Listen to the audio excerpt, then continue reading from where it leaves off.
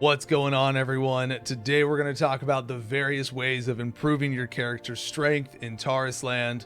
First thing we're going to talk about is gearing. Gearing is very straightforward, particularly in its acquisition. You can get gear from farming dungeons, doing world boss, doing raid bosses, and crafting. Additionally, gear have very predefined stats associated to them. My helmet, for example, is always going to roll crit glancing as its two main additional attributes. Now you will notice that one line here says crit, one line says glancing on this helmet, but on this helmet that I'm wearing, there is a third stat line that says stamina +4. Every time you acquire a piece of gear, no matter what the source is, there is a chance for it to generate an additional stat line. This stat line can be different. It will not always be the same random additional attribute. All right, so this is where a little bit of the min-max grind farm comes into play. Think of it kind of like Titan forging from World of Warcraft, if you will. Fortunately, like we mentioned, there's lots of ways to get gear. When you're farming dungeons, there is no limit on running dungeons. You can run dungeons as much as you want. There's no restriction on it. When you're doing the elite dungeons, you'll see here, if I run Forest Altar, the gloves, the boots, and the helmet have a chance to drop every single time, as well as this trinket, Unknown Fruit, and you will always get forest medals. So the gear pieces don't drop except on the last boss, but all of the previous bosses will drop these medals that are specifically associated to that dungeon. These medals are important because you are able to actually use them to directly purchase those gear pieces from that dungeon here in a windowed vendor. So I already bought one set of boots today. You can buy 10 pieces of gear per day per gear piece. So I can buy 10 gauntlets, 10 boots, 10 helmets per day, but I gotta run Forest Altar Elite enough times to get the medals to buy those pieces of gear. But at the same time, every time I'm running the dungeon, I'm going to get one piece of gear at the end of the dungeon. There's no limitation on running the dungeon. So even after I buy out all of this, which I'm not going to do because that would mean running this dungeon so many times to be able to buy 30 pieces of gear, every single time that I do this, there is a chance for that gear piece to generate that additional stat line on it. This same process with medals also applies to raid gear. On top of the raid bosses dropping gear directly themselves, you will also get medals that you can save up over time to be able to buy pieces of raid gear directly as well from this page. So very nice deterministic methods of being able to acquire gear through various means, and even being able to just directly buy them, kind of like with, Valor badges, if you will. So that's very nice. When it comes to crafting is a little bit better with some of these RNG elements for the bonuses. This piece right here, if I try to craft my pants, you'll see that it says there is a chance to generate when obtaining equipment. If it rolls a 1-star. If it rolls 2 stars, it is a guaranteed additional attribute. So you can improve your chances at crafting the 2-star pants as your proficiency increases, or if you use, better materials right here that you can see. So there are ways to improve the odds when crafting to be able to directly acquire these additional attributes. Also, as we get into the higher gear, the raid levels of gear, these pieces are also going to have set effects as well as additional special attributes, right? These are things that you'll see on like a trinket right here where it says add 1 stack to the target when dealing direct skill damage. Each stack has a 1-second cooldown. At 10 stacks, damage reduction plus 193 from the target. So kind of like a trinket effect or an on-hit effect. Gear at the end is going to be able to have this on all the pieces of gear. You'll notice with crafting, okay, a 1-star set of pants has a chance to generate a special attribute and a chance to generate a set effects that you can see right here. All right, you see right here, chance to generate set affix. A 2-star has a chance to generate a special attribute, but it has a guaranteed generate a set affix that you can see there at the bottom. So one of those becomes deterministic while the other still stays at a chance. If you are able to make 3-star pants, which we cannot, in fact, there's not even a chance of us making 3-star pants because our proficiency isn't high enough and we don't have high enough materials for it. But if you're able to, you are able to guarantee a special aptitude, becomes guaranteed for it, and you have the guaranteed set affix generated. So crafting can be quite valuable in terms of this gear, as it can be used to bypass some of these RNG elements. So again, lots of different ways to acquire gear and ways to generate these additional stats that come with them. Gearing is just the first layer of all this though. All right. Next up is going to be the gemming, which is called Inlay. Very, very simple and straightforward process. There's various different types of gems. They have different stat combinations. You can get gems from a variety of sources. All the items in the game, you can click on them and you can see where they come from. Gems are mostly going to come from reputation events, daily login rewards, and Universal Haul. Universal Haul badges are used right here, and you redeem them, and you can buy gem packages as well for each haul level. So as you complete the different Universal Halls that exist, which is like a solo player source of content in the game, kind of think of it like Tower in Lost Ark, but you're able to buy these gem packages, which are going to have random gems and the optional gem package, which is you get to choose a specific gem out of it. And these gems are going to be able to be socketed into their gear pieces. So if we look at our helmet here, our helmet has a red gem slot, an orange gem slot, and a green gem slot. One of the really nice things about this game in terms of quality of life is if you change pieces of gear, you'll notice it automatically sockets the gems into that new piece of gear. So we swapped the two pieces out. It immediately put the gems into my new helmet because the gear is also always going to have the same gem slots.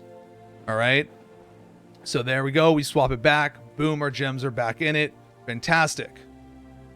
You can take gems out if you want to. It's very simple. It doesn't cost anything. You just put it in, take it out, put it back in, whatever you got to do. You can quick inlay it like this, or you can just manually do it. Gems have an upgrade process to them. You can see this up arrow here. They function through a feeding system. So this is another part of the long-term min-max grind aspect for your character's power. So each gem would cost me 100 XP for it. So if I want this gem to be ascended, I need 3 of them in order to do it. All right. So that's something to keep in mind when you're going through this process for gearing. I think actually it took all of my gems out that I had for this one and it put them in when I didn't want it to just yet, because I wanted to exemplify buffing this up for you. So we're going to go here. So that's one of the things about quick inlaying, you don't want to necessarily do.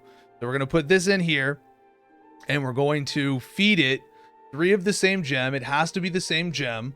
That's where, the specific gem types come into play, being able to select, and we can ascend it. And now it becomes this rank 2 gem. It is now a blue gem. So it gains +4 attack now and +119 combo. And 4 cardinal smoldering stones rank 2 to synthesize 1 cardinal smoldering rank 3. So now, in order to upgrade it, I would need 4 of these in order to do it at the quickest method. But you can also feed rank 1s for XP also. So keep that in mind when it comes down to it. You can end up feeding it lower tiers as well. They don't need to be combined into blue and then fed as blue into blue again to make it purple, etc. You can feed the lower tier ones for it as well. Additionally, there are bonus effects for gemming. So right here, if we gem 14 rank 1 gems, we get an active buff of plus 30 crit, plus 30 combo, and plus 25 glancing. If we inlay 7 gems at rank 2, we will get plus 44 crit, plus 44 combo, plus 37 glancing. So nice additional bonus effects there as well for gemming your gear out. Like I said, gemming, it's very straightforward. You literally just throw it into the gear and then you upgrade it over time. And it's kind of a one and done because you don't have to take gems out. They don't go poof. You don't have to remove them. And they just transfer from every gear piece as you go about it. So it's something that you're able to begin working on from the very beginning with your character. Following gemming is the empowering process, which is essentially inscription or enchanting.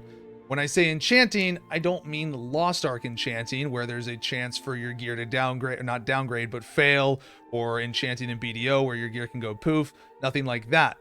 It's more like enchanting from World of Warcraft, where you apply an additional effect to the gear piece. There are various ranks of enchantments, inscriptions that exist. So this one is elementary health. My helmet can roll elementary health, or it can roll these rare quality ones with resilience, glancing, or combat resilience and HP, or these epic ones of HP percent, glancing chance, energy saving chance, etc. These different types here, but you need the respective materials for it. So naturally, the epic ones are more expensive and require more specific materials for them. So, we don't have any arcane crystals, can't do that. We don't have any arcane dust, can't do that. What we do have is lots of arcane ash. However, we don't have the inscription. Inscription, however, comes from alchemy, so crafting. Crafting is going to be coming into play with this game quite a bit. Very valuable thing, you're able to put an enchantment or an inscription on every single piece of gear. And the enchantments or inscriptions that are available for each piece are different. So you'll notice pants have flat attack or flat stamina, hidden stamina, move speed, damage bonus, damage reduction. Damage immunity means damage bonus. Translations are not the strong suit of the game for sure at all right now at this time. But you are able to apply weaker enchantments or stronger enchantments so long as you have the materials for them. So that's something that's really important to notice. Even if a gear piece is a blue piece of gear, you are still able to put epic enchantments on them. So you are not restricted from putting stronger enchantments on lower grade gear. All right, so very nice ways of just putting additional power onto your gear. Again, everything is very straightforward and deterministic for the most part in this game. There isn't anything overly convoluted or complex or detracting in terms of backwards progression. There's no backwards progression that exists in this game right now. So that's a really nice thing about it. The last thing for improving your character strength is something called your artifact. Your artifact is something very passive, very simple. You just upgrade it over time. You get these Rubiks fragments that come from doing Universal Hall, reputation events, world bosses, and again, with the medallions, you're able to buy them. Rubik fragments here with medallions from the Universal Hall medallions. So deterministic ways of acquiring it. You just upgrade your Rubiks Cube And at every level, it increases the amount of attack, physical defense, magic defense, and health that contributes to your character. Now, there are slot effects that you can put onto the Rubiks Cube. Only 2 of these have player power association to them, and you use these skill stones for it, and these skill stones come from jewel crafting. So jewelry is going to be one of the things that you're going to need. Jewel crafting, again, crafting is valuable. Crafting has value in this game. Crafting is needed for all of the sources of gameplay in terms of improving your character. All right. So I need 22 of these skill stones in order to activate this effect, which this effect is reaching 15 for every second. There's a 30% chance of getting 1 stack of moonlight. At 15 stacks, you trigger first quarter moon, boost your strength by 50 for 10 seconds. After that, when you reach another 15 stacks of moonlight, it transforms into last quarter moon, which gives us 25 attack and dual defense for 10 seconds. When any crescent is activated, no moonlight is obtained. So this is just a additional passive effect that occurs. For the battle one, if we have 22 power stones in Root of Corrosion, this is the raid. Root of Corrosion is the raid areas that exist for the raid bosses. So this bonus specifically applies to when doing raid content. In Root of Corrosion gives me an additional 67 stamina, or 67 specialization attribute, stamina plus 33. So just another flat passive bonus specifically for when doing raid content. Again, need power stones, which come from jewel crafting. Artisan Spirit is going to be effects that are for crafting. This requires less stones because they are not combat power related, but these requires 11 stones. This increases the maximum amount of Artisan Spirit, which is something used in crafting, and this increases it to 2. Your normal amount is 1. The luck on the Rubiks Cube generates while processing. Using a collection type, materials will increase your skill points, which is your crafting skill points that you acquire. So this can make your crafting progression be faster. You need 11 of these fortune stones for that. And then for speed up, this one is for harvesting. When collecting, obtain materials plus 12%, no bonus for resource donations. So this gives you 12% more materials when you're gathering if you have this one unlocked with 11 scholar stones. So these are all of the primary sources of power that exist.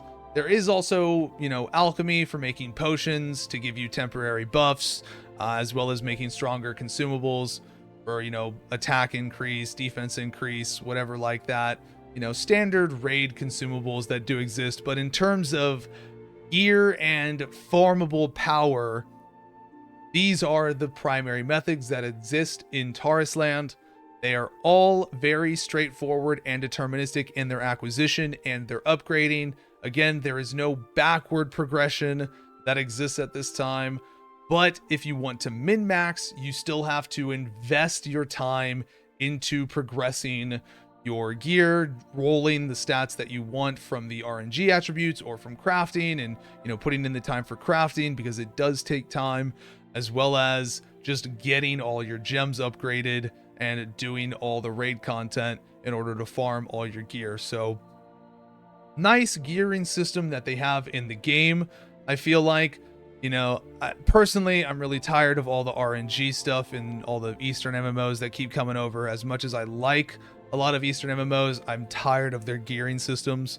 So this is kind of refreshing, as this is more of a direct standard gearing from traditional MMOs of old, that still exist in things like Final Fantasy and World of Warcraft. So I like that a lot. But that's going to wrap things up here, everyone. Thank you so much for watching. As always, if you enjoy the video, like and subscribe if you want to. Otherwise, take care, and we'll see you in the next one.